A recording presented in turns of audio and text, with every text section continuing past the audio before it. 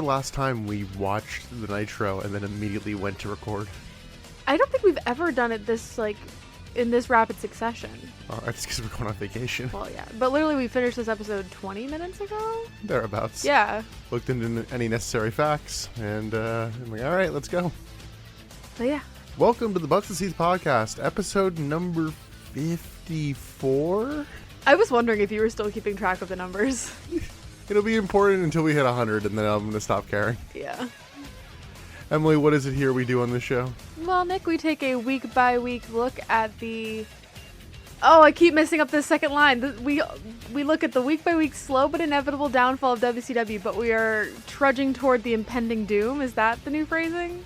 I messed this up last time, too. We have a branding problem, I think, is the issue. Well, we had that line so down, and then you decided to change the words. Which, the words aren't wrong. It is trudging towards an impending doom. Some weeks more so than others, but I'm Nick alongside Emily. As always, we have a nice fresh bottle of wine open. We are taking some sippy sips. Yep, it's just to avoid ice clanging. Don't spill our secrets. Don't spill the wine. I'm not spilling the wine. You will likely spill the wine. I have started to have this irrational fear. I guess it's not irrational knowing me. So, as you guys know, we are planning our wedding. And the drinks that I drink are red wine and red-colored cocktails, like a vodka cranberry or a Bay Breeze or such. I am the clumsiest person in the world, and I spill all over myself constantly. My wedding dress is going to be trashed by the end of the night. Yeah, probably. I'll be fine. Oh yeah, you're wearing dark colors. You'll be fine. So today we'll be talking about the September 13th, 1999 Monday Nitro. It's the first one in a few weeks where they actually have competition, and it's the first show after Fall Brawl 1999, a show that was overall not great. No. And the two Nitros leading up to this also weren't great, but they were unopposed. And this episode, while also not fantastic, pretty damn good. But it was opposed. Why? Why wouldn't you take the time in the unopposed weeks to have a good show so that people would want to come back to you when you are opposed? I don't understand your marketing. Whoever runs your marketing department, fucking fire them. I know this was 20 years ago. I don't care. So the last time they were opposed, Nitro did a 2.9. Over the 2 weeks in between, they did a 4 and a 4.1 in the ratings. What do you think this week? I'm going to say split the difference and say it was like a 3.2. 3.3? Oh, okay. Yeah, not as much of a drop as I would have thought. Raw did see more of an increase. It went from a 4.4 to a 6. Jeez. Yeah, they're still holding steady for a little while longer. I don't know when the 3s fully disappear, but... There were some moments in this episode where we both looked at each other like, what the hell are we watching? But not to the point of stopping the show. Yeah. Which, there were points of that with the two unopposed episodes. Yes. I wanted to claw my eyes out. I think that came across in the podcast. So there's a weird bit of coincidence timing right now. Because we're talking about the September 13th, 1999 Nitro. This is the first post-Eric Bischoff era Monday Nitro. Oh. In real time, this is the first episode of the podcast we are recording that is post-Vince McMahon. Can we kind of talk about that for a second? And additionally, the next night... on the SmackDown taping in 1999, Vince McMahon will win the WWF title. Whoa, okay, yeah. It's a weird perfect storm of wild timing. Those glitch in the Matrix moments. Seriously. Yeah, but I still am not convinced that Vince McMahon is truly retired. I know that it keeps it's a work, brother. It's not a work. I have been so hell-bent on, whenever a wrestler says they're retiring, they're not fucking retired. They always come back. So somewhere in my brain is Vince McMahon's not retired. Oh, so for what it's worth, via whatever, FCC reporting or whatever, he is not announced as retired. It was released or stepping down or something. He did not file retirement paperwork. But I also can see Vince McMahon as the kind of person who's too proud to say that they've retired. Because that shows weakness or age or something. Yeah, and we're recording this right before SummerSlam, literally a few hours before. So if anything insane happens then, I don't know. We don't know about it yet. We don't know. It's a wrestling-filled day in the Butts in the Seats household. In the Bits house. Bits house, cute. So let's actually get into this Nitro. Because, again, not a bad show this Really week. isn't. Relatively. Well, I'll just say this right off the bat. If you didn't watch Fall Brawl or the last 3 weeks of programming, fear not. They recap it all like minute by fucking minute. Yeah, if you didn't watch the shows that were unopposed. Don't worry, they got you. The amount of recaps we had in this episode made me think back to when we were longing for a recap. And now I'm like, why did I even ask? I brought this upon myself. Be careful what you wish for in wrestling, man. So they are live this week from the University of North Carolina. Yeah, we open with last week's Nitro recap, including Bret Hart challenging Hulk Hogan. Remember that? And the whole Sting, Hogan, and Luger saga, which we did not get any additional clarity on the lights going out, nor Macho Man at any point recently. No. I really thought after that recap, because they went back and showed the clip again of Macho in the dressing room, I really thought we were going to see him. I want to say he does show up at some point. I know, for and like you've said 1 that week. before, but like, they keep showing him in these recaps. Why show him if you don't intend to use that as context? Now, one thing they also did not pick up from last week, and there's no real better time to talk about it than now, because it's something that... Because it's two things that didn't happen. One, I will just say there is no pianist this week. Bummer. Oh, yeah. And I didn't hear a single bit of information about the $1 million giveaway. Oh, yeah. I forgot about that. They didn't even say, oh, it's canceled. There's like, no, Maybe if we just don't talk about drop it. they'll forget. That's why the ratings went up. It's like, oh. Everyone tuned in to see if they could win $1 million. Sucks to suck. We then get the Nitro opening and the opening pyro. Tony and Bobby check in. Tony recaps last night's main event and all the various title changes. He then throws to a clip from last week of Chris Benoit and Dean Malenko's match being interrupted by Sid. Production is all over the place tonight. Mm-hmm. And it kind of starts here because they clearly want the Nitro theme to play over this, but they don't know how loud they want it to play. Yeah. And it's jumping up and down quite a bit. Because also it doesn't start until like 10 Right. seconds into the clip. So it sounds like it's a mistake. Yeah. And they just keep going up and down. And there's a lot of weird production stuff this week. Production wants to be a little bit more fanciful, or at least a little bit more high end, and they just don't know how to do it. Or they don't have the clearance to do it. One of the two. I don't know. Well, the reason we're seeing that match is because we're going to do it again.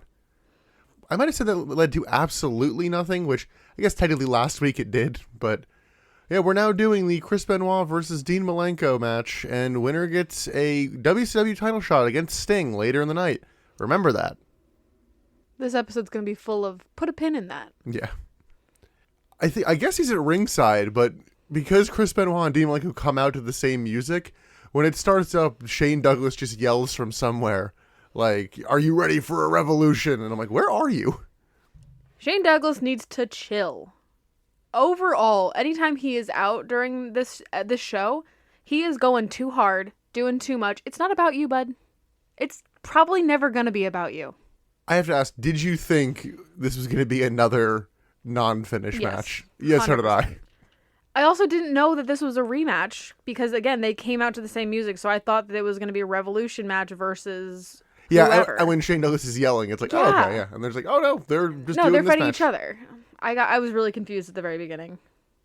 They open up with some very good technical wrestling. Shocker. They end up going to the outside a little bit after that, and they start like brawling. And Shane Douglas and Perry Saturn break it up, and they're like, "Get the fuck in the ring! What are you doing? What are you two doing?" Like, It turns into like a weird kind of heated brawl, and yeah, it's like, no. We're buds. Don't make this weird. right, just do your match. This match is so smooth and just snappy, and I don't have a lot of notes for it just because I was just enjoying watching it. Yeah, I figured this would be one that you would enjoy. I didn't love it. I thought, like, I know that these guys are good wrestlers, and I know it was good technical wrestling, but I always like the first match of the show to be something more high-flying. To like, I can't even say to keep the audience involved, because the audience was really hot for this match. It just didn't keep my interest. With the exception of this match having a finish and last week's not, I think I did like last week's match better, Yeah. but still a pretty good match. It was a good match. I would never say it's not. Benoit misses a dropkick, and Malenko rolls Benoit into a knee bar. On commentary, we hear that later on tonight, we will get Berlin versus Buff Bagwell. And I'm like, why? Well, that was the match that was supposed to happen, remember? Yeah, and then Buff went, I don't want a job. So I'm like, why is this match happening then? Because someone backstage was like, get your ass out there and job. In a spot we will see very many times tonight, Dean Malenko goes up to the top rope and gets caught, and Benoit hits a superplex. In a nice spot, Malenko rolls through a German suplex and almost manages to pin Benoit. We'll get a back suplex from Benoit, and he signals for the diving headbutt. He goes up top, but then Dean Malenko turns that into a superplex. In midair, Benoit manages to turn just a little bit, and upon landing, gets Dean in an inside cradle and manages to pin Dean Malenko. So, your winner of a title shot later on tonight, Chris Benoit. Woo! Yeah, I thought this was a good match. I know it's not the high energy. It's not my cup of tea, but I can acknowledge that it was a good match. This is one of those matches that's like, no one can deny this is wrestling. This is good technical wrestling. It's like, I don't know. I've never really been a huge fan of Triple H. I know he's a good wrestler, but I've never been a huge fan of him. But everyone loves him. So like the audience was hot for this match. I didn't care. That's unfortunate. I know it's unfortunate, but I can acknowledge that it was a good match. I would never say these guys are bad wrestlers. It just wasn't my favorite. There's a match later on that is my favorite that involves the same guys. Yeah, that match will come later, but this is a night of just this is a night of random matches that you're not really sure why they're happening sometimes. And even this one, it just seemed like, okay, we're not doing anything with that whole thing last week. Like, oh no, now we are. Yeah, right? Yeah, so again, later tonight, Chris Benoit versus Sting. Do you think there's a chance that after the fuckery of last night, or was it last night or last week, that this original match happened? Last week. Okay. Do you think after that, the Revolution went to production and was like, that's not fair, that's not the match we deserved, we demand a rematch? No, I think they would have been told going in what was going to happen with all that. They may have gone to them and went, wow, that makes the whole thing look fucking pointless. Yeah, I'm wondering if they said something which warranted this rematch. Moving on, let's go to the ring, and we get Mean Gene bringing out the hometown boy making his return. It's Ric Flair, who we speculated would be back, and we were right. We were right. And he gets a pretty good pop, but we popped fucking huge in our house because, Emily, it's back. We got it. Oh, Mean! Woo! My God! Tar Heel Gene! I'm back, baby! Woo! I just wrote, fuck yes. Yeah, it was a good one, too. I mean, after him being gone so long, it kind of needs to be a good one to come back to. It was a little strange that he just came back as a face and everything was fine, because last we saw him, I guess technically last time he was not the president. He had lost the presidency, was around for like 2 weeks, and then just vanished. Well, aren't you the one that told me that wrestling has a 3-month memory? I don't know if I told you that, but yeah, I mean, that's what it's meant to be. Yeah, and he was gone for more than 3 months. So, it's a clean slate. Although you did note at the very beginning of this Gene thing, even before we get the Mean Woo Gene, that Gene cites that there has been a lot of changes in WCW in the last 36 hours.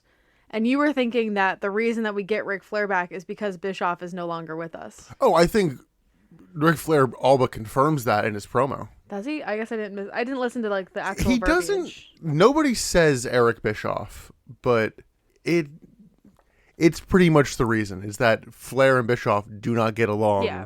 And it's like, oh, now that Bischoff's gone, it's like, oh, we can use Ric Flair again. Okay.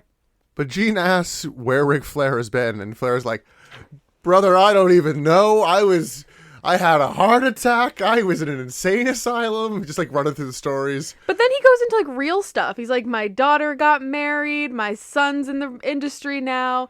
My other daughter's a varsity cheerleader. My 13-year-old daughter's, is a cheerleader. Our first shout out to Charlotte. Reed Flair just won some random child's wrestling tournament in Japan. Yeah, so like some of that stuff was real life stuff, but then he's also like, yeah, I was institutionalized. I had a heart attack. But do you even know when Ric Flair starts and ends? Like, Rick gets fired up and he cuts just that high energy Ric Flair promo where you're not really sure what's going on, but you're enjoying the ride. Oh, exactly. And he notes that he's free for the first time in years, basically referring to Eric Bischoff not being in charge of the show. I guess, yeah, I can see that. Because, I mean, at the start of this podcast, they were doing the Ric Flair, Eric Bischoff storyline, which was very much mirroring real-life feelings. Right. God, that feels like eons ago. Yeah. In a line I didn't love, he's like, Hogan and me and you have a date with destiny. And I'm like, we can be done. Yeah. I know you'll wrestle in TNA, but we can be done. Yeah. He and Gene then start talking about Sting, and Flair notes that he's basically disappointed in Sting's heel turn. Yeah, he noted that, like, yeah, I took my eyes off the industry for 6 months, and now all of a sudden, Sting's a champion. I want to say later he says 6 weeks. I don't know. I think he starts by saying 6 months, and then later he's like, oh, like 6 weeks ago. He definitely did say 6 months, and I remember thinking, like, there's no way it was 6 months. But this brings out Lex Luger and Sting, and Lex Luger has the baseball bat with him. Threatening. Flair just says, like, go to the back. Go read the format. This says Ric Flair, 10 minutes, my time. Sting smirks at him and notes how far back they go, and also notes how often Flair has, like, suckered him in and stabbed him in the back. At least he's acknowledging it now.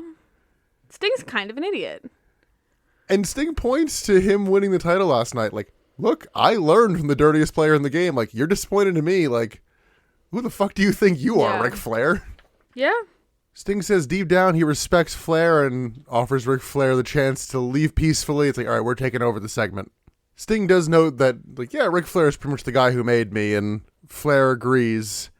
He then gets fired up, and then he goes, actually, you know what? I'll leave. Leaves the ring, comes back. Gene goes, not. And then Ric Flair goes, not. And I'm like, wow. In case you forgot, this is 1999. Sting says he's been waiting patiently for 10 years to take the ball and run with it. And it's like, no, it's our time now. You are the past. Luger grabs the mic, which I think immediately prompts Luger sucks chance. Yeah, it does. Once again offers Ric Flair to, like, okay, you can leave right now and you're fine. Like, you gave me the nickname, the total package. He also notes that 1999 has been the year of the, like, graceful sports retirement. And it's like, all right. Has it? He mentioned a couple people where it was like Wayne Gretzky, Michael Jordan, and John Elway was the football one. I don't think there was a baseball one he listed. And they all retired in 99? Yeah. Oh. Flair actually notes, I was ready to retire until I saw last week. Oh, please. No, you weren't. And again, this is the shit that makes me question the Vince McMahon retirement. I don't know. I have trust issues when it comes to retirements and wrestlers. I wonder if they'll ever bring him back as just an on-screen character. Vince? Yeah, that's what I'm thinking. Probably. Just a talent contract. Probably. Flair says he respects Sting and pretty much asks Sting, like, all right, like, you have the title. Are we doing this? What are we doing here? Luger then blindsides Flair, and the two beat him down. Luger puts Flair in the torture rack, and then Sting locks in the Scorpion Deathlock afterwards until Hulk Hogan and a topless Bret Hart intervene. I did not recognize Bret Hart when he came down. Looked I literally like said, Billy who Kidman. is that? Yeah, he looked like Billy Kidman. I didn't like it. Put your shirt on, Bret. This was the longest segment ever. Yes, I don't think we did justice, because the segment's not over either. But I noted what a cursed trio in the ring of Hulk Hogan, Bret Hart, and Ric Flair. 3 men who just want nothing to do with each other. Yeah, well. And I guess we should know, considering I said we're recording this the day of SummerSlam, it is the day before the Ric Flair's last match pay-per-view. And the day after the roast of Ric Flair. Yes, and we obviously... We haven't watched it. Yeah, we've not watched one, and we obviously have not watched the other. We'll have a lot more to talk about next time we record. Next time we watch WCW, because our next episode is not WCW. Hogan grabs the mic and challenges Sting and Luger to a tag team match. He then gives Bret Hart the mic, who starts cutting, his short little bit of the promo. And before Bret's even done, Hogan's like reaching, like, no, my mic, give it back. Hulk Hogan will always get the last word, and it's so annoying. Hulk Hogan here has, you hand someone your phone to show them a photo, and they start scrolling energy. Oh, 100%. We then go backstage, and Lex Luger's like, oh, well, I don't know what they're thinking. I'm not cleared for a match, so we're leaving. And I'm like, Sting already has a match, too. We're just ignoring that? Lex is just such a little baby back bitch about it. He's like, oh, I'm not clear. I don't even have my gear. Like, I can't wrestle. What are they even thinking? Like... But they don't note that Sting has a match until literally it's already... until Chris Benoit comes out later. Right, yeah.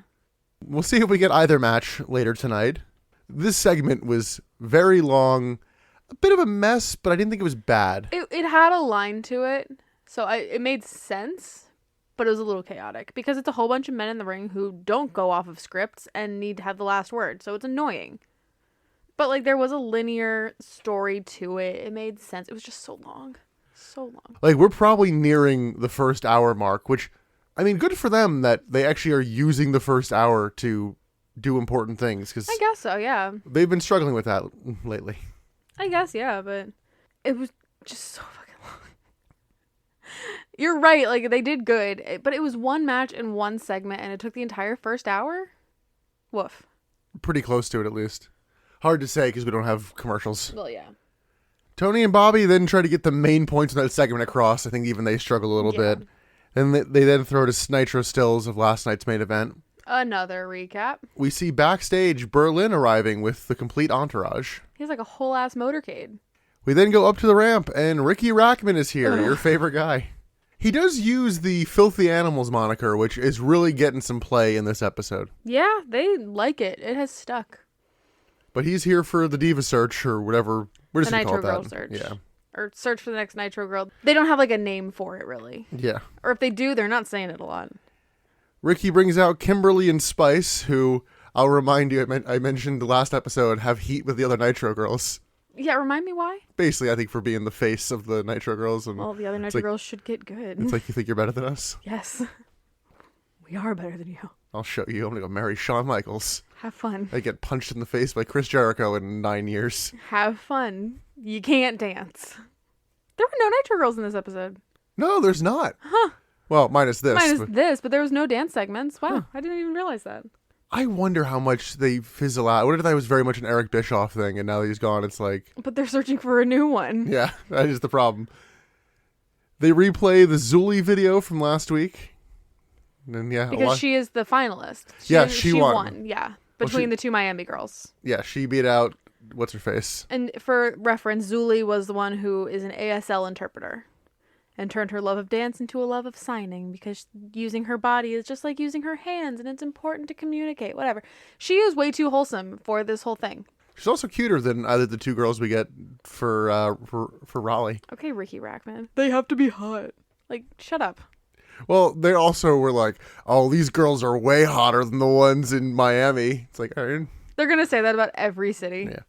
So, Emily, who do we have first? So first up, we meet Allison, who is originally from St. George, Utah. Allison, with one of the more annoying spellings of it. With a Y in it, yeah. If you have a name that's spelled with a Y that should be spelled without a Y, you're annoying. Sorry. That's why you're legally changing your name to Emily with an I. Emyly. God, I'd be such a pain in the ass. Anyway, so yeah, Allison from St. George, Utah. She has danced through high school. She went on to dance with a more established group in Wisconsin. And then she moved to Charlotte to find more professional dance opportunities. Not much of a personality on her. No, she is soft-spoken. But did you see how tall she is? No, I think... Holy shit, she's tall. They didn't say like a number, but she stood up on the stage next to Spice and Ricky, and I was like, damn, girl's got legs. She doesn't look like somebody who was not ready to be on camera that day. Because she looked fine when she came out in front of the live crowd. But you know the saying, the camera adds 10 pounds? Yeah. The camera added 10 years to her face in the interview. Oh, I've noticed that with a couple of people, like, especially the men. Like when they get close-ups on some of the male wrestlers, like Goldberg, I noticed it tonight. Like the resolution of the camera does not do anyone justice. All right, Emily, who is Allison up against? Allison is up against Ashley, the hometown hero from Charlotte, North Carolina. She is different from Allison because she doesn't really seem to have much of a dancing background, but she likes wrestling and she likes the potential opportunities that it would give women. I'm one of the few women who likes wrestling.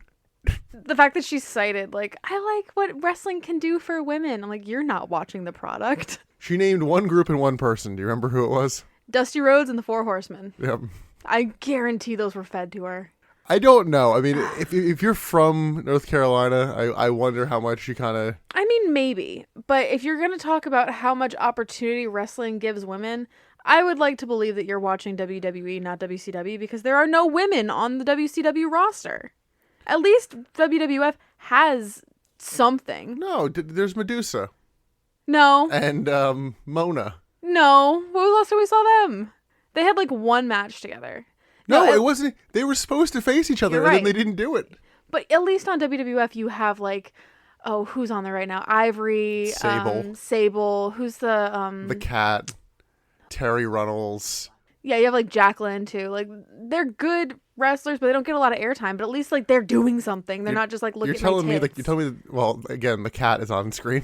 I guess yeah. Well, China's also around, but she's not in the, China, yeah. she's not in the women's division yet. Yeah, at least they have a women's division. But anyway, so we don't know the answer to this. Emily, who do you got moving on to next week? basically it comes down to the established dancer or the wrestling fan. And per what Kimberly says after this, I'm thinking we're going with the wrestling fan. Because Kimberly says, we're not looking for professional dancers. We're just looking for somebody with a big personality. And then Ricky Rackman adds, and no ugly girls. Yeah. If you're ugly, don't show up. To which, like, both Kimberly and Spice kind of rolled their eyes to that, but I think Kimberly's was kind of serious. Because if you look at her face versus Spice, Spice is like, oh, come on, Ricky, don't say that. And Kimberly was like, are you fucking kidding me? Like, she, like, took a step back and threw her head back. I was like, dude. Did you get Spice's line about where they're going to be next week? Cincinnati? Yep. We're going to put the sin in Cincinnati. Ew. Like, Spice, be better. please. We're rooting for you. We're all rooting for you. About this whole general segment, I just wrote woof. This whole search is just weird, especially because of what you said of like the Nitro girls fizzling out, which they very clearly are. Why are we searching for a new girl? What's the point of this? Yeah, like I know by like next summer, most of them are in storylines, not performing weekly. So that's why they don't want professional dancers. So I guess we'll find out next week who's moving on. This all culminates in a few weeks in like Arizona or something. I don't remember. But yeah, we both have our money on Ashley. Metaphorical money. We have zero money on this. well, it doesn't help that we know the winner. Fair. I still have no idea what's going to happen when they get to the finals. Like, is it going to be a tournament then, or just going to be like, all right, now everyone votes? What if it's a dance-off? What if it's a dance battle? It's actually a rap battle. Oh my god. Do like a RuPaul thing, lip sync for your life. Oh my god. I don't think it was a rap battle, but in one of the early Diva Search seasons or whatever, they did basically a like, all right, run down your competition, and one person for almost the entirety of their promo had to be bleeped. Me. That'd be me. Let's move on. We go backstage in one of those, like, why are we seeing this kind of moments? There shouldn't be a camera here sort of things.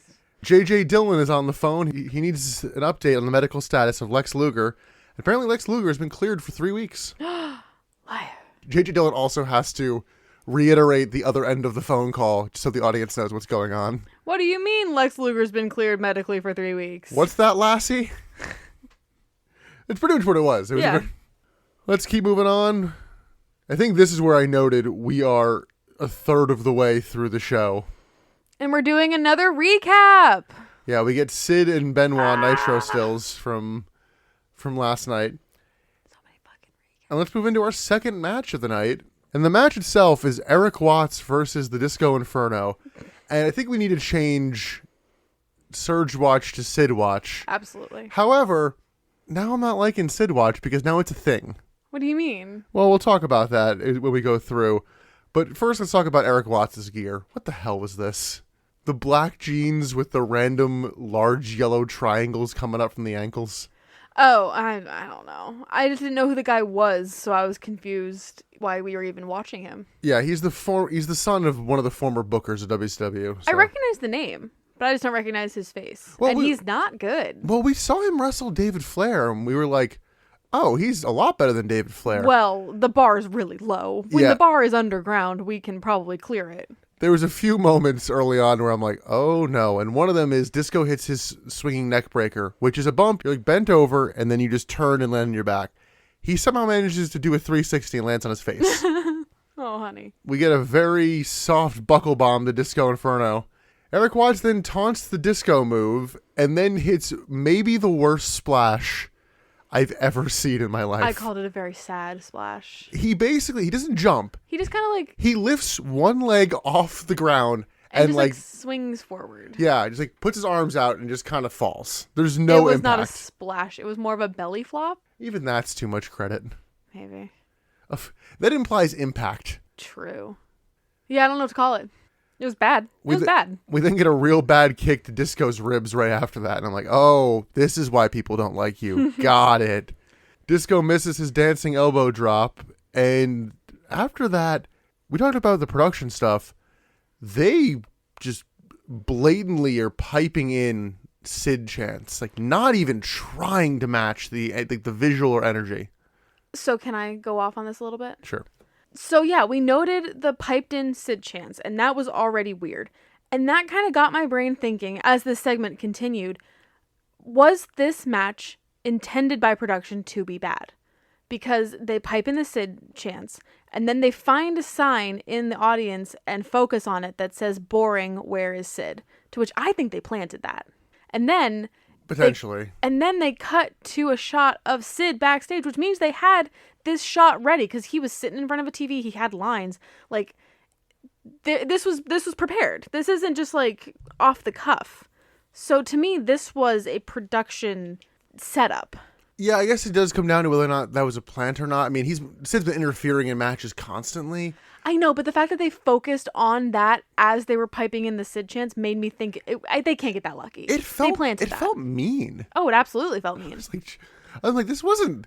You've put on worse matches that have had, you've given full attention to. And that's why I'm hoping that production intentionally tried to make this a bad match. Like, they went out and told Eric and Disco, like, don't put your all into this. Like, just fake it till you make it. Well, no, I think the way they did that was by putting Eric Watts in a match. You're probably right. But I'm trying to think, like, production had to have had some sort of say in this. Because what if it ended up being a beautiful match that the audience was into, and then all of a sudden, oh, boring. Like, then it doesn't work. So it had to be a bad match. I mean, I don't think they cared, considering they piped in the chants. But it wouldn't have made sense if it was a good match, though. Like, what if they did this during the Dean and Benoit match earlier? That wouldn't make sense. You're telling me they're not ballsy enough to do that? I'm not saying they're not ballsy. I'm just saying that would not make sense. This makes sense. I don't know. Maybe I'm giving production too much credit, but there were too many things that had to land in place. You're just giving them credit for, let's just blatantly put on a bad product. If they're trying to tell a story and they're trying to get this Sid thing, then I mean, Sid talks later. I don't even really get what they're going for here, but let's get it to that point. So when they're focusing on that sign, they then go to like split screen, and Sid is just backstage cutting a real mumbly promo. In the ring, Disco hits a stunner and gets the pin. And then he starts going off on his post-match Disco promo. fever hits. Like, they're both talking. Sid's mumbling, Disco's yelling. Like, I can't hear anything that's happening. Yeah, Sid is sitting backstage, and then it goes full screen to Disco, and within like 4 seconds, Sid is in the ring standing behind Disco. It was a cool looking shot of Sid looking insane right behind him, but I'm like, what is happening? The logistics of that would have never worked, which is why I know that was a pre-planned bit.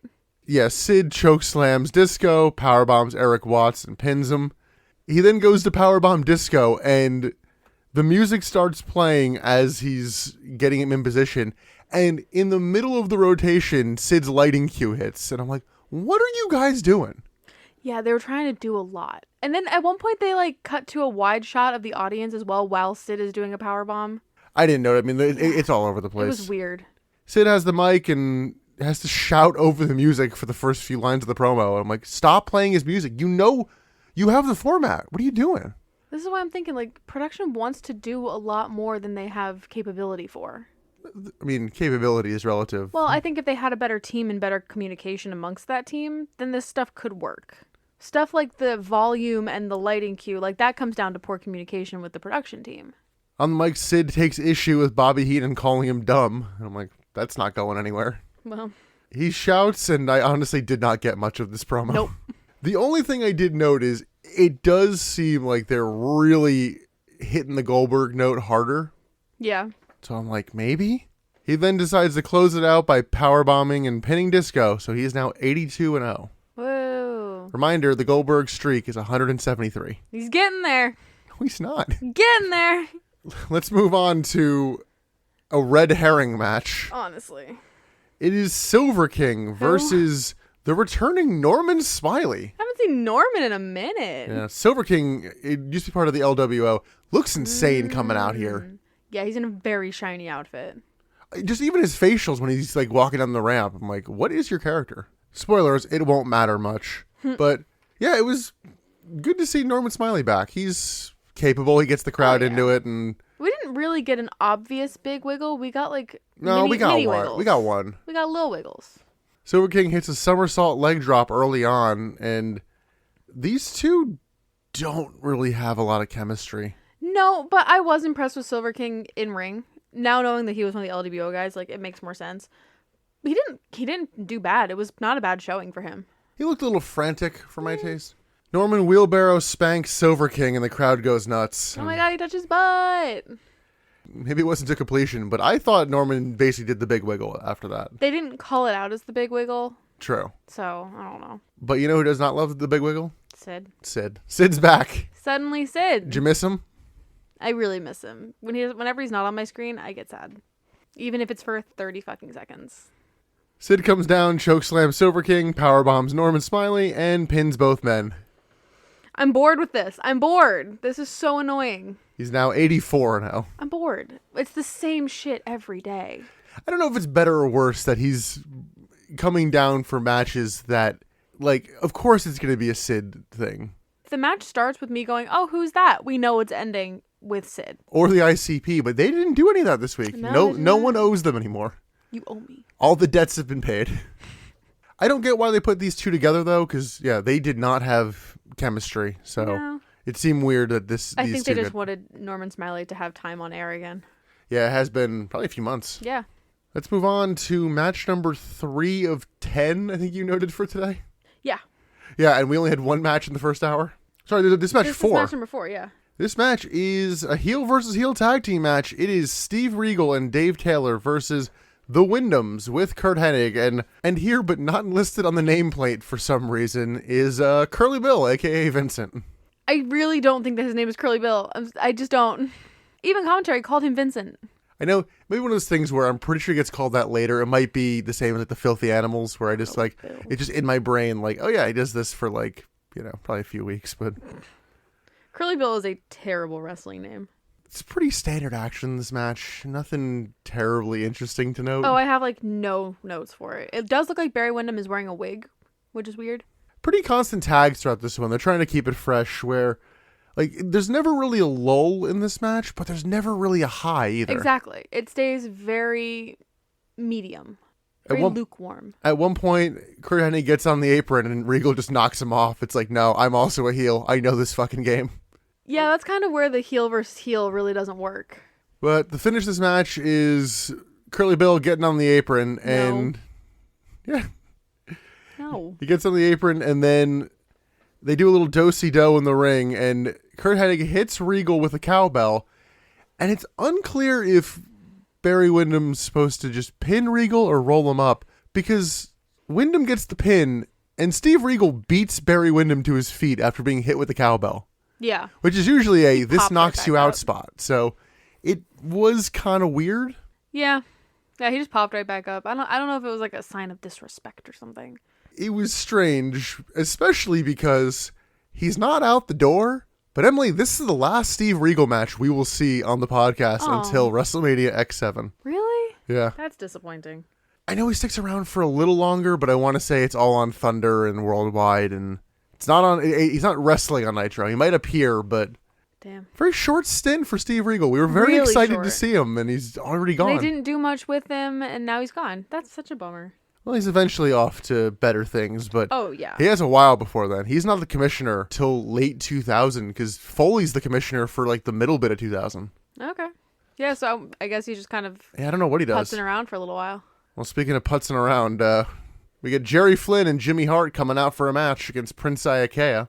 Except just kidding. Yeah, before Prince Iaukea can come out, Goldberg just suddenly appears on the screen, leaving his locker room and is escorted to Gorilla by security. You see Prince Iaukea there with like arms out, like what? I did think that was kind of shitty. It was. Like, nah, fuck you, Iaukea. I wanna talk. Well, Prince Iaukea totally gets all the TV time that man needs. Give him a fucking chance. Like, I don't want to see you just have a chat. Like, wasn't Jerry Flynn versus Iaukea was not going to be a long match. Like, let them go for 2 minutes and then interrupt him. I don't know. Let them have some time. Well, I figured it was going to be another Sid thing. And it kind of was. Because Goldberg comes out, no pyro for him. Breaking his mother's heart. Wait, no. No, that was Bret Hart earlier. Honestly. Broke my heart. Broke my Bret Hart.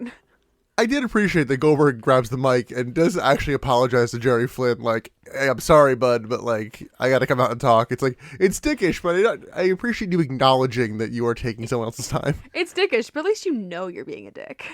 That makes it fine. Goldberg says he's run out of patience and finally addresses Sid. And I'm like, Jesus, finally. Mm-hmm. What you been waiting for, bud?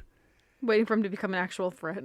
He admires his skill and his strength, but not his mouth. Will not stand for your mouth. He's going to put a stop to it tonight. Goldberg notes that Sid's basically cheated for his record, as opposed to just coming out and having matches. It's true. Tonight he draws the line and he's going to stomp a hole in Sid's ass. He challenges Sid to a one-on-one match and find out who the man is. He also drops his catchphrase, which we haven't really heard in a while, which is the, like, you're next kind of thing. Oh, yeah. We then go picture-in-picture to Mumbly Sid. So do you think that Goldberg in the ring could see Mumbly Sid on the Jumbotron? Yes, because he does actually kind of note what Sid was saying. Does he? Okay. Very briefly. But Sid basically is not going to come out. He knows it'll happen when I say it's going to happen, and he leaves for the night. Basically, this is my show. Fuck you. Because we need to end the segment, Jerry Flynn then hits Goldberg.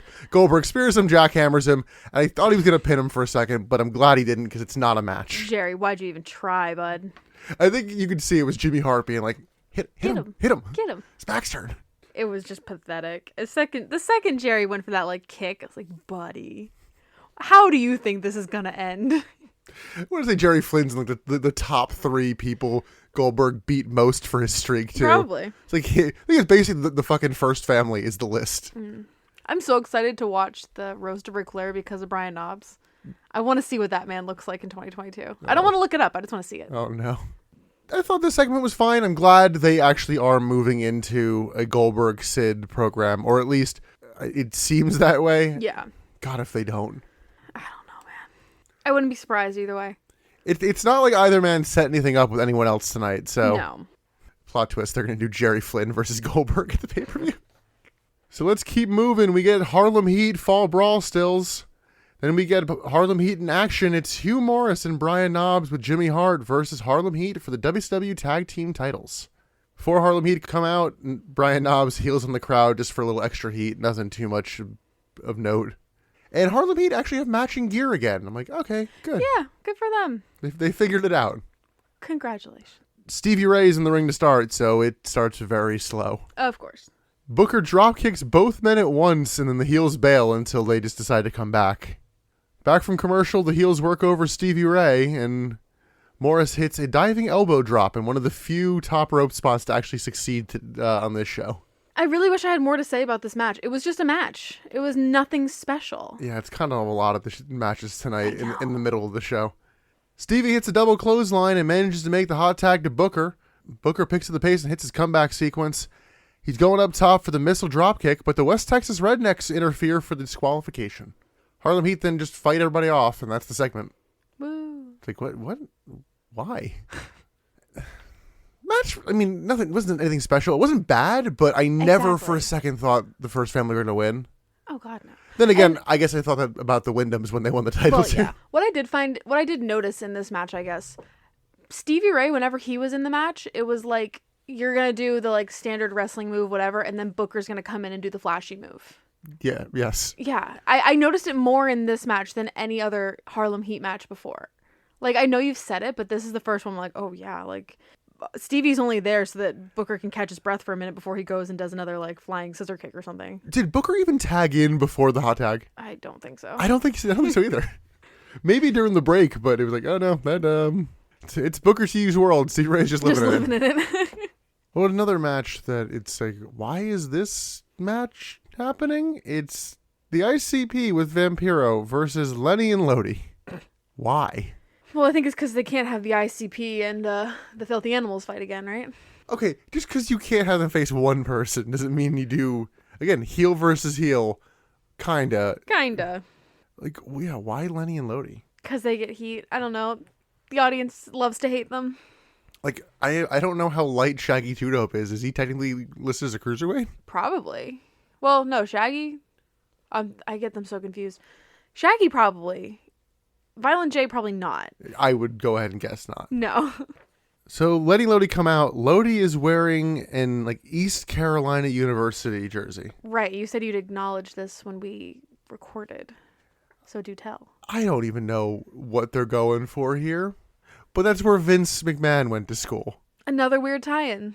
But it's like, are you having the gay wrestler wear that as like, got him? Are they not a rival of UNC Chapel Hill? I mean, maybe a little, but like not really. No. Okay, I assumed it was a rivalry thing. No one gives a shit about East Carolina University. Except for Vince McMahon. Maybe. There's a chance it was a dig. Or it was just an attempt at a rivalry dig. Like, no, it would have made sense if they came out like a Duke jersey. Yeah, like that gets you heat. No one reacted to this. Yeah, maybe you're right. So the match starts and a fan enters the ring, and apparently it's a whole storyline thing. Yeah, so it's probably a plant. Like 99% sure it's planned. Oh, it is. And it's the same guy that was following Lenny and Lodi when they couldn't get into the venue a couple weeks ago. In New York. Which I don't even remember seeing somebody following them. There was like a whole group of people behind their car with like Lenny and Lodi signs. Yeah, like, but no one did anything though. No. But yeah, it's the guy who got thrown out the other week for hitting Lenny with the sign. So confirmed plant there. Okay. Yeah, I don't know that this is going to go anywhere. Are they just trying to like? I don't know. It has to have something to do with the bigotry. I don't know. Are they trying to like make a villain out of the bigot so that they stop getting the F slur chants? I don't know. I mean, he didn't say anything. No. And I think he was holding a Lodi sign last week, so. Are they trying to make him like a crazy fan? I think that's what they're going for. Like I said, I don't think this goes anywhere. It's dumb. It doesn't make any sense. I was just so excited for you. I'm like, fan in the ring. I love fan interference. But this was like, oh no. Yeah, he was kind of jawing with the security too much for it to be real. Well, it was also him like avoiding security. Like, this isn't subtle move. Like, you're really running through their legs and they're selling it. And they ran all the way through backstage too. Yeah. With the camera following. Yeah. That would not happen if this was just a regular fan interference. Both of us were taken aback a little bit, though, about Bobby Heenan's comment about the guy. Oh my God. Bobby Heenan was just wishing death on this kid. So yeah, if you get him, you should hang him. I'm like, yeah, take him out back and hang the kid is what he said. I was like, what the fuck? And then he went on later to be like, yeah, we should take that kid to the zoo and tell him to get into the tiger enclosure and pet the cat.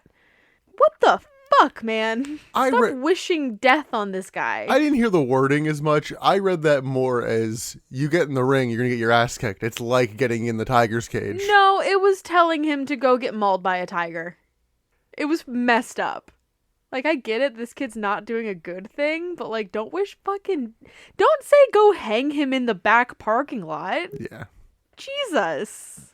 Match starts, we shortly go to ringside to show Vampiro's eye, which is all banged up from last night.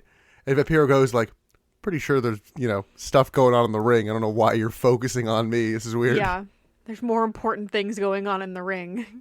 We get typical gay panic shenanigans from Letty and Lodi. Oh my God, the pop for the 69 landing. Oh, we'll get there. Oh my God, it was disgusting. The pop, not the move. We get a double suplex to Shaggy, but his feet hit the ropes on the way down. I'm like, ooh, that probably wasn't fun. Then we get ICP chants. I was like, oh, okay. And that'll tell you who the face and the heel are for the match. Shaggy manages to get the hot tag to Violent J to no pop, and Jay cleans house. This is where Lenny and Lodi fall into a 69 position. Do you get it? The absolute roar of applause and cheers from the audience when that happened. It was nasty. It was just gross. Like, oh, they're gay. It's funny. It was either after that or after them hugging or something, where Tony Schiavone says something to the effect of, nothing like brotherly love, huh, Brain? And Bobby Heenan just goes, I don't love my brother like that. So there's like a whole incest thing going on now. That's fun. I think Bobby does say his brother has pigtails or something, too. Oh, my God. Shaggy 2-Dope kicks out of a double DDT, and then Lenny and Lodi go to do their finisher, and for some inexplicable reason, Lodi just misses. And, like, it's the finish. He's meant to miss, but he just hits Lenny, and then Shaggy 2-Dope pins Lenny. It could have been a cool spot if it had, like, finished properly, because I don't think I've seen them do that spot, like, correct. No, they've done it right. Have they? Yeah. It's a cool move. Like, I feel like Violent J was supposed to like push him off the turnbuckle or something, but it was just like it was weird. It was a weird ending. Because Lodi then has to like stumble around to not break up the pin. Vampiro kind of grabs him, and it was like, what? There are certain moves that Lenny and Lodi do that I really am just tired of because it just adds to the gay storyline. Like, we get it, they're gay, whatever. They're not gay. They're brothers. They can be gay and also brothers, but not gay for each other. They're gay. It's fine. But there's a move where Lenny will like crawl across the ring and go hug Lodi at his waistline and like cower in fear. Like, shut up. And then there's the like putting on the brakes in the middle of the ring and just stopping and hugging and it's good. Like, stop it. I know that Lenny can be a good wrestler. I don't know that I know that Lodi is, but I know Lenny can do good wrestling, or at least fine wrestling. I don't need this. This is annoying. This is just stupid gay bait storyline. I find it very frustrating. Yeah, no, I agree. Want to just move on from this? Yeah, I just keep reminding myself it's 1999. This is not something that would ever happen in 2022. It's 1999. Let's move on to what's supposed to be Chris Benoit versus Sting for the WCW title. Benoit comes out, grabs a mic, and he says that Sid beat him from pillar to post. And he also notes that Sid tapped out. And I'm like, kinda? Yeah, he's saying he went back and rewatched the match. He's like, you tapped out, brother.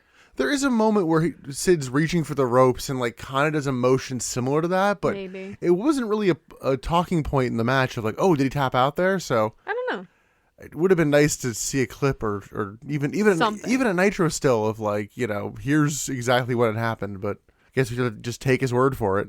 I guess we have no choice but to believe him. He does note that he beat Dean earlier, and Dean is the best technical wrestler in WCW. Love that respect. Benoit then calls out Sting. We don't get Sting. No. We don't get any music. Just Rick Steiner walks out. It was so confusing. I couldn't keep up with it because I thought that he was calling out Sid because he was doing all the Sid stuff at the very beginning of his promo. So Rick Steiner walking out made no sense. Still makes no sense even with Sting. Like, it's dumb.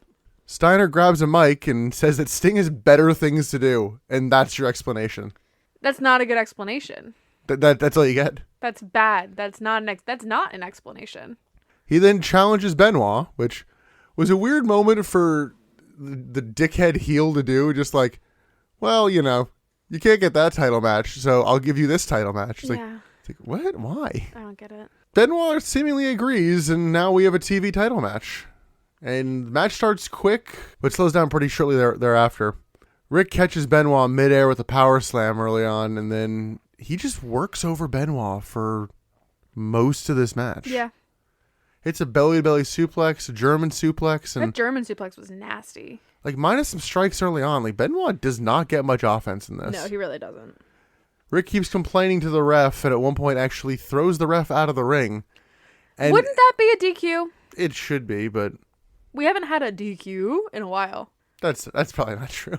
At least not in this episode. We probably had one in Fall Brawl. Yes, we did, because Hogan was just choking Sting with a cable. With the belt, or the cable, yeah. So I don't know if they messed up the timing on this or what, but Rick throws the ref out of the ring, and then it's immediately time for the finish.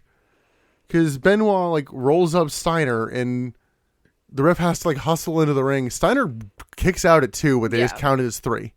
He absolutely kicked out. Like, it is undeniable that Rick Steiner kicked out of that. Like, screw job levels of, like, no, it's still a pin. No. He was absolutely out of that hold, and he hit 3.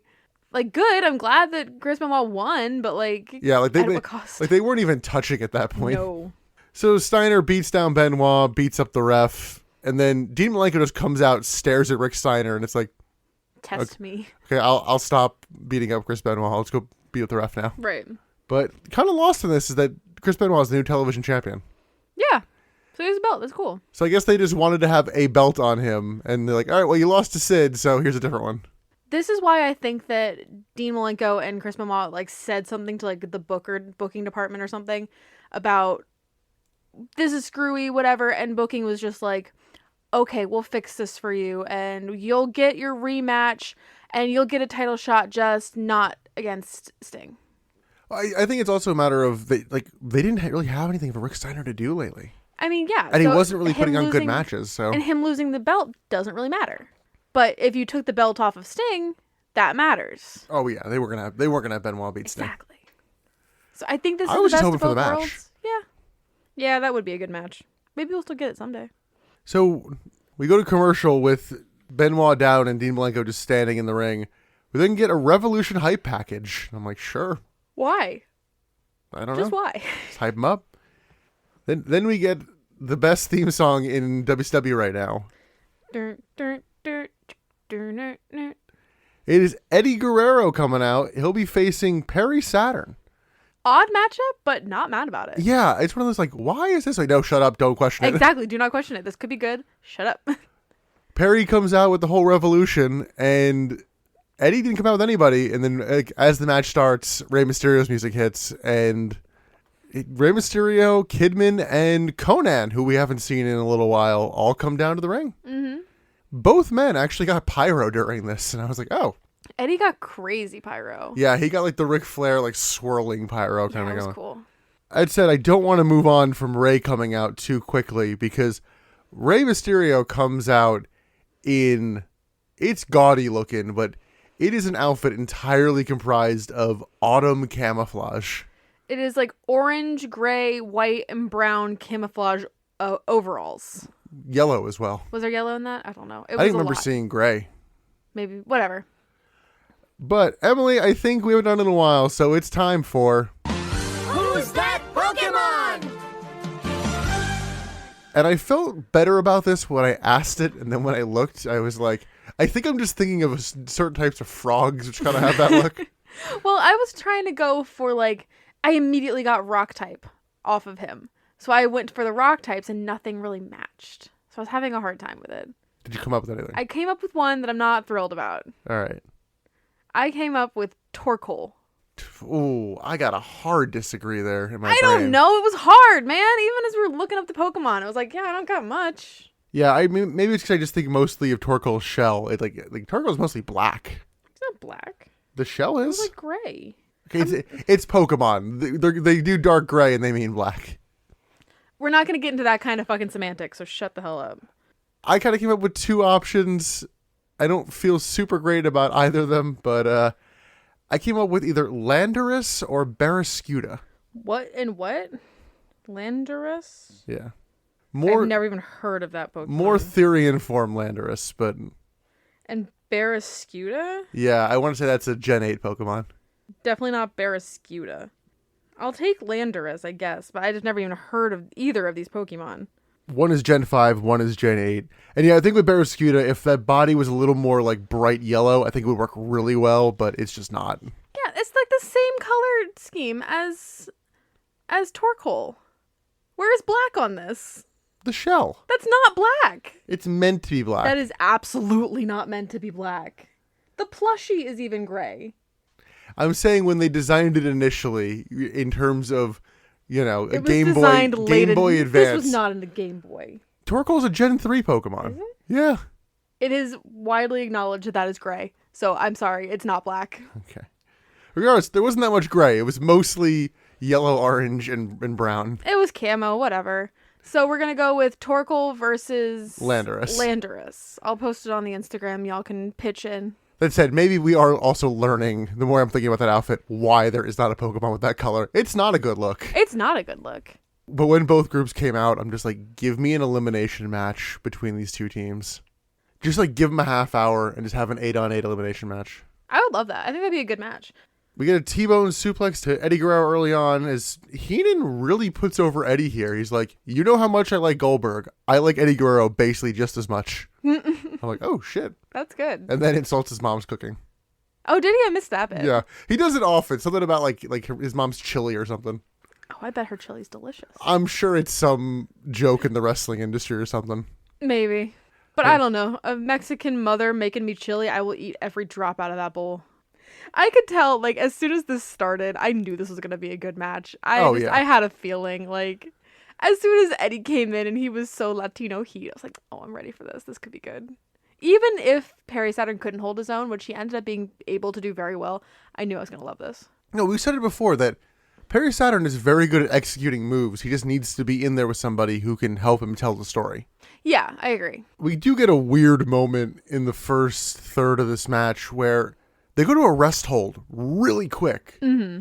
And I think it's because they were told, we're going to commercial. Because then they're sitting here for a little while. Oh, yeah. Tony Schiavone says, we're going to commercial. And then he's like, oh, maybe not. And they like get up to start doing wrestling. And they're like, oh, wait, yeah, no, now we're going to commercial. It was really weird because they're like, okay, we're cutting to commercial. And it just didn't cut. It was really awkward. But then they got out of the rest hold. Yeah.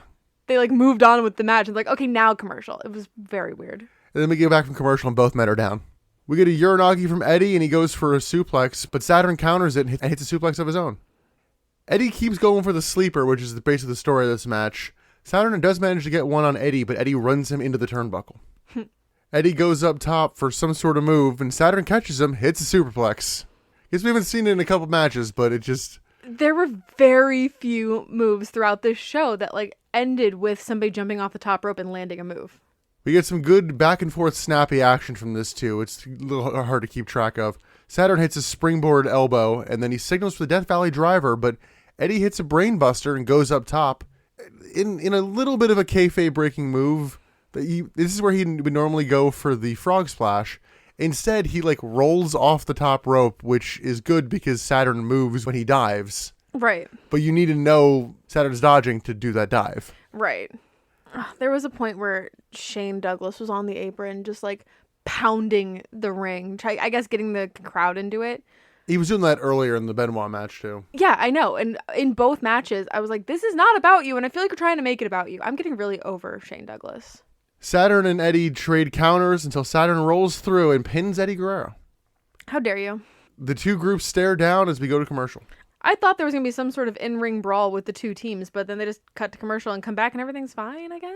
I think it's the fact that they don't really have any beef right now. No. It needs to build. I And mean, this is a long build to Halloween Havoc. yeah.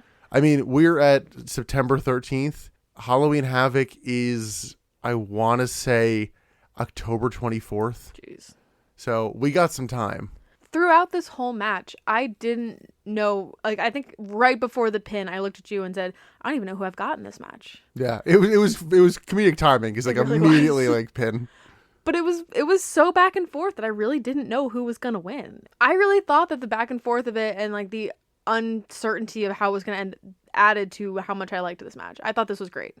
Oh yeah, I mean it definitely was not a match where it's like, oh okay, clearly, we're building this guy so he's gonna win. Yeah. As much as much as I enjoyed Sid and Benoit from the night before, like the result was never in question. Right. This actually didn't have as much behind it of like, this guy's got to win. Like, there's no question this guy's going to win. Yeah. So that made it more interesting to watch. And it was really good wrestling. I was really impressed with it. Yeah, and we have like 3 or 4 more months of the Radicals still here, so if they want to wrestle each other, I'm fine with that. I will not say no. Well, speaking of people who said no, the next match is Good going to be segue. Buff Bagwell, who said no to jobbing to the man he's facing tonight, and spoilers, will be jobbing to. Berlin with The Wall and Uda Ludendorff or whatever. Uda Ludendorff. And in a treat that felt special for just me, Uda hops on commentary, and oh buddy, she is very obviously reading. I need to ask you, how was her German pronunciation in terms of her reading the lines? I am not fluent by any means. I think it sounded good. It did definitely sound like an American accent, but I think it was good. Yeah, because she's basically doing the Berlin promo, both parts of it, where she is speaking in German and then translating what she just said. It was really awkward because it was like German. Buff says what she just said in German, in English. She's translating herself. It was weird. Yeah, she also doesn't know where to emphasize in sentences. No, she's not a good talker. To add to that, Tony Schiavone is like, you can basically, you're on commentary, you can say whatever you want. Go ahead. Say it. Go ahead. Say a word. Talk. And just like, nope. Oh, and we need to mention during Buff's entrance, we thought the building was going to burn down. Oh my god, there was a fire on stage from his pyro. For like a split second. Like, they didn't even have to put it out. It just burnt itself out. But... No, but as he was walking in, like when we noticed it, I noticed somebody on the side of Buff point at it. And as he pointed at it, it did kind of like fizzle down. So I think that guy was ready to be like, somebody go fucking get that. Yeah. Match starts. Buff showboats early on and it costs him. Buff gets fired up and goes up to the top rope. Would you believe it? He gets caught in Berlin, hits a superplex. And I'm like, this is like the 4th or 5th one of these in the night. Let it land, dude. There were a lot of USA chants as well. Prompted by Buff, I mean. The Wall is roaming around the outside. He has the taped up fists, and he keeps trying to go over and punch Buff. He probably could have done it several times, but he's just taking so much time to be like, no. There was a point where Buff's entire head was over the edge, like over the apron, hanging down. I'm like, dude, right? That's win. That's a win. Like, I think even Buff was like, now, do it fucking now. He gets caught trying to do that twice at various points. Buff starts to come back, and I couldn't tell. I'm like, is he gassed or just unmotivated? Because he didn't even bring his B game here. I'm going with unmotivated based on last week. Yeah. No motivation. Like, he does a strut. I think he does like 1, maybe 2 hops, and it's like, you usually are way more obnoxious about this. Yeah, his heart was not in it. Buff gets dropped on the top rope, and then the Wall punches him.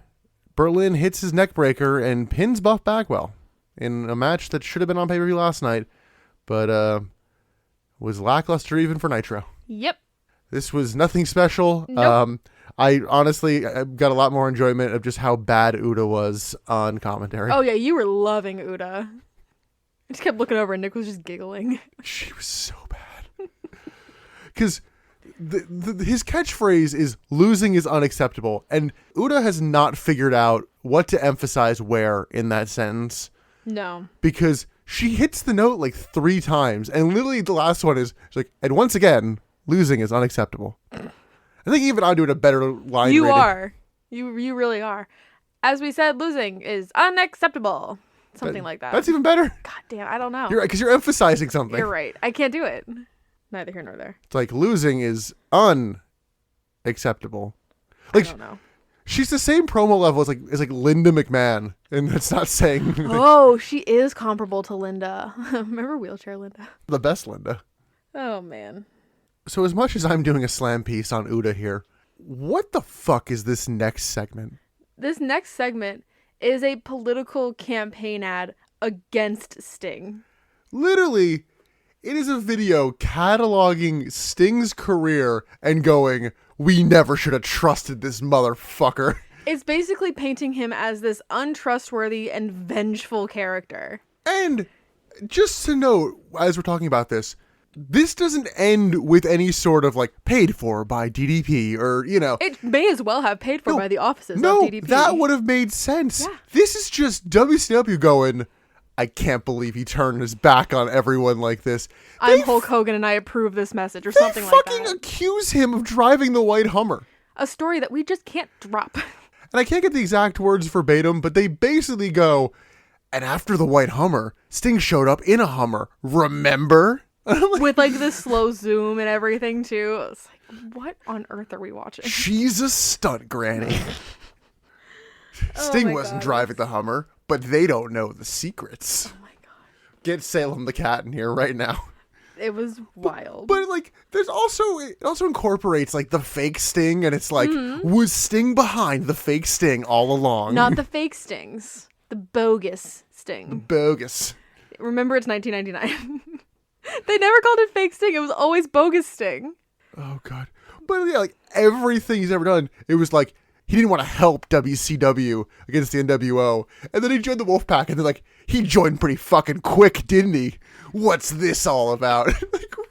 It was so bizarro world. Like it had the energy of someone making a video about Brie Larson around the time Captain Marvel came out, just over analyzing every interview clip that she's ever done. That was the energy behind this. It was. Why does Sting hate men? Huh? But yeah, it was bizarre. So basically, we should never have trusted Sting, and why should we trust him now? He's a vengeful god. Sting is. And we're gonna see him next.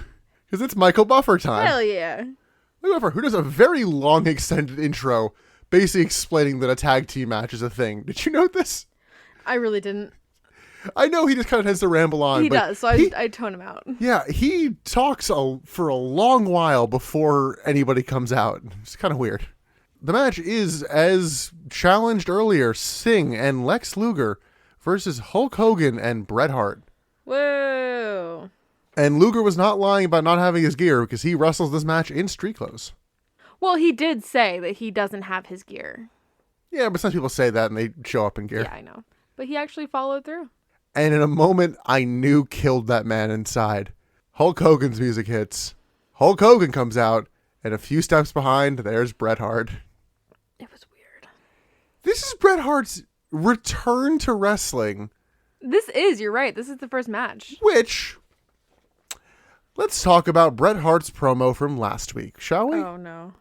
I won't make a decision on whether or not I'm back until I face Hulk Hogan. Oh, yeah. He did say that. I guess you're back, and you're teaming with And Hogan. I'm back in black and pink. And pink. Yeah, it did not make sense why he was teaming with Hogan when he was like, I want to fight against Hogan. I think this reeks of something we often forget about in this podcast. Money. No, two famous words in the world of Hulk Hogan: creative control. We forget about that pretty often on this podcast, and every now and again I go, oh right, this is why everyone's Hulk Hogan's best friend. This is why we get so many segments about how kind of a father he is and how much he and Nitro Nick bond over their love for their friends. Well, Nitro Nick is now, secure in his love for his father because Sting was the bad guy all along. You're right. Of course. His father would never lie. That's who made the video. Nitro Nick. He's like, he just felt so betrayed. He had to slam his father's enemy. So when they come out, Bret brawls with Luger at ringside to start the match. Hogan and Sting head inside. I thought this was going to be like 2 minutes at first. I was hopeful that it would be 2 minutes. Yeah, it did go substantially longer than that. I didn't make much of a note of it. Again, it's a match, and I figured, like, you know what? Something fucky's going to happen later, so you know what? Until then, I'm clocking out. Hogan dominates Sting and tags Bret in. Bret hits a backbreaker and then his headbutt to the stomach. Sting rakes the eyes and gains the advantage. Raking the eyes. Definitely only a move a heel would do. Absolutely.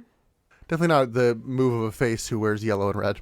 Right, and that face would never, like, take off a belt and whip his buddy or choke his buddy with a cable or anything. That would never happen. We get a double clothesline from Sting and Bret, and both men are down. Sting tags in Luger, and that was the reason why I thought this match was going to go 2 minutes, because, Luger's not in wrestling gear. Right. Luger misses an elbow drop, and Hart tags in Hogan to no pop. Big boot to Luger, and I'm like, oh, here we go. Sting then comes in to distract Hogan, and Luger hits Hogan with a forearm shot.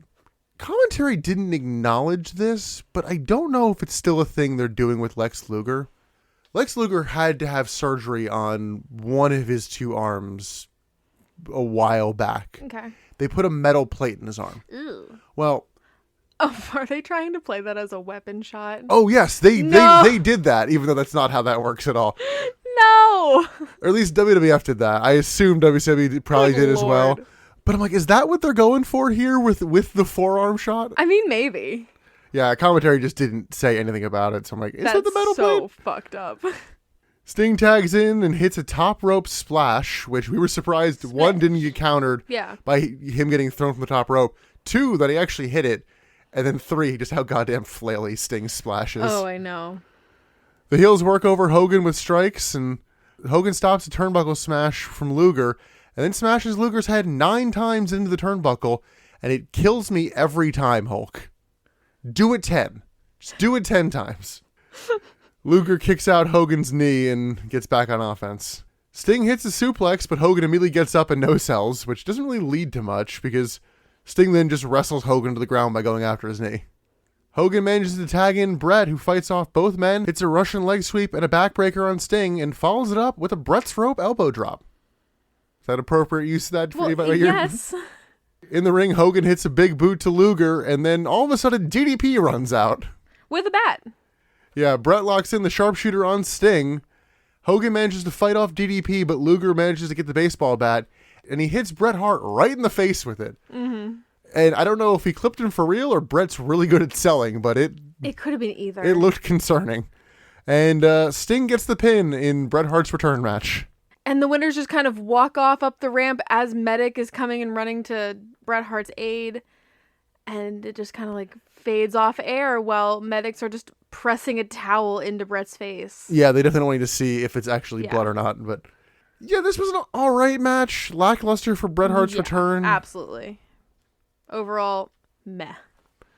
Like, I mean, I guess I don't know what you're going to do, but like, I would have been happier with do like Bret versus Sting for 15 minutes and then have Luger come interfere. Yeah. Like, it's a bullshit ending, but the actual match itself might be better. It would have been a little bit more warranted, I guess. Yeah, and they like didn't really acknowledge at all that, you know, first episode of the podcast, Bret Hart takes out Sting for like 6 months. Mm-hmm. And I don't know, maybe they will next week. That's not even acknowledged as like a storyline of any sort. Yeah, I mean, again, we got a long build to Halloween Havoc. It doesn't look like we're going to do Bret versus Hogan, so, but they've also kind of bailed on that being the only match that could get Bret back. So True. I'm guessing Hogan and Sting again, and then I guess Luger and Bret and Goldberg and Sid, and we'll see where else we go from there. I guess. Curious to see if Berlin has anything to do or if he's still going to be wrapped up with Buff. I hope he has something else to do. I mean, if it's going to continue to be matches against like a really underwhelming Buff, like if it keeps being so clear that Buff doesn't want to be there, it's just going to lead to bad matches. And we know that Berlin/Alex Wright can hold his own in a match and do very well. I don't want him to be squandered by fucking Buff Bagwell being in a bad mood all the time. Yeah. Thoughts on the show as a whole? Overall, did not hate it. Which is a glowing review from me recently. Yeah, I think the only duds were designed to be duds. Exactly. I still think production had something to do, and I say production because I mean production, had something to do with that Disco Inferno match. Yeah, I mean, occasionally they do that. I mean, the other instance that comes to mind is Steve Austin coming out during a Lance Storm match and chanting boring. Yeah, but this just felt so different. I don't know. I don't know. Yeah, I'd say, you know, probably the worst match that actually was meant to be decent was the Brits versus the Rednecks. Yeah. And even then, it's like, why is this match happening? There was no reason. But yeah, overall, not a bad Nitro. Yeah, especially compared to the last few weeks. Oh my god, this is a breath of fresh air. If they put this on during one of those 2 weeks, you know, maybe we would probably applaud them for it. Yeah, especially like opening up hot. Yeah, we'd be like, good job, guys. You are actually doing the right thing. It did feel like a different show, considering it's the first one since Eric Bischoff's been gone. Mm-hmm. It did feel different. You're the right. problem is we're in Nitro purgatory right now. Yeah, and we'll be there until October, yeah? So we have like a month. Yeah, this and the next 4 weeks of Nitro are just, you know, it's unclear who's calling the shots, but they're not going to be calling the shots for long. I'm guessing it's Hogan that's calling the shots. From what I can tell, it's some mix of Nash, Kevin Sullivan, and like Dusty Rhodes or something. But it can't be Nash. He's not in. He got retired. He's not here. Don't forget, we are going to watch a Thunder in which Kevin Nash will be doing commentary right before Russo gets in. Listen, I'm not excited for it. I think it's going to be great. That's why we're doing it. But let's move into Best Bit and MVP. Emily, what is your best bit? Even with all the praise we're giving this episode, it was kind of hard to find a best bit and MVP. That said, I'm giving my best bit to the match that I gushed over. The Eddie Guerrero and Perry Saturn match, like, that was great. And I should never have doubted that it was going to be great. So, yeah, obviously that's my best bit. I was going to give my best bit to Dean Malenko and Chris Benoit's match. And the more I think about it, there is nothing more wild and that gave me more enjoyment on this show than that Sting slam piece. Oh, that's fair. That is fair. It came out of nowhere, and we were just both so bewildered by it that I'm like, I want to go rewatch it at this point. And be like, because it just tries to like tie everything in. It's thorough. I will give it that. Oh, it is thorough. It goes back through the whole history of Sting. Yeah. Face paints that I had never seen. Emily, who is your MVP? Can I ask you to go first? I guess just this one time. Why does it have to be in order? I don't know. It's just a system. It's not. Ironically, my MVP is somebody that I feel like you forget about once his segment's done. I almost gave it to Eddie, but I thought Ric Flair cut a really good promo prior to Sting coming out. He did. He brought an energy to the show, and that's kind of sometimes just what we need, is bringing the energy of something different. Not always necessarily something new, but... Yeah, I was considering him for my MVP, but I think if he had shown up in one other segment and showed that same energy, then I think that I would have given it to him. So that's why I couldn't. I guess I'm going to give it to Eddie Guerrero. Okay. It was a good match, and he did well. I guess. I think that's the two kind of options here. Yeah, other note on the Ric Flair thing is, it helps solidify Sting as, oh, dude, okay, you are a heel. Yeah, for sure. So I just wish I saw more of Ric Flair, which is something that I never thought that I would say. I don't know where he fits into Halloween Havoc. Yeah, I don't know, but he's back, and he's back in black. Well, that's going to do it for this episode of the Butts in the Seats podcast. Next up is not the next Nitro. Next up is ECW. We're going back to the world of Extreme. Land of Extreme. We're going back to the land of Extreme. Anarchy Rules, I'm 1999. I have no memory of what the main event of that is. Like, Are we getting some Heyman time? probably not. Damn it. So that'll be the next episode. After that, it will go back to our regularly scheduled programming for WCW.